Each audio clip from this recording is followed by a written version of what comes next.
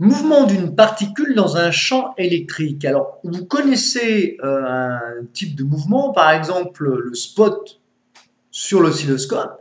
Eh bien, le spot sur l'oscilloscope, qu'est-ce que c'est? C'est un rayon qui est constitué d'électrons, donc de charges négatives, qui viennent frapper l'écran. Et ce rayon d'électrons, il est soumis à un champ électrique, ce qui fait qu'il se déplace. Bon, on va étudier maintenant le mouvement de particules chargées, donc dans un champ électrique uniforme. Nous cliquerons sur l'animation représentant la trajectoire d'une particule chargée dans un champ électrostatique de l'Université de Nantes.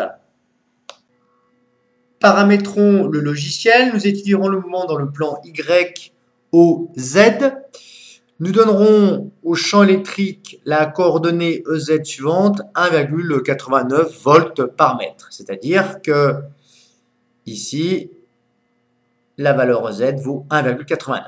Ensuite, le vecteur vitesse V0, nous allons le mettre dans le plan Y, O, Z également, puisque nous n'étudierons en terminale que les mouvements plans. Alors, V0x égale 0, un vecteur vitesse il n'a aucune coordonnée, enfin sa coordonnée est nulle suivant l'axe OX. V0y, on va mettre, 2,69 mètres par seconde, et V0z, 3,27 mètres par seconde. La charge de la particule, eh bien, on va le noter à plus E, c'est-à-dire plus 1,6 10-19 coulombs. Et puis, nous allons lancer le mouvement, et nous voyons que le mouvement est parabolique et se trouve dans le plan Y, O, Z. De quoi dépend la trajectoire? Eh bien, changeons par exemple la valeur de Q, donnons-lui une valeur négative, moins 4 fois 1,6 10-19 coulombs.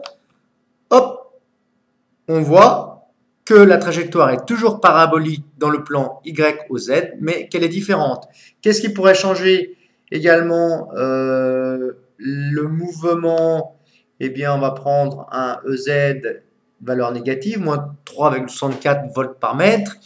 Lançons le mouvement. Hop, nous voyons que la trajectoire est différente. Qu'est-ce qui peut également changer? Eh bien, on peut changer par exemple le vecteur vitesse initiale, V0.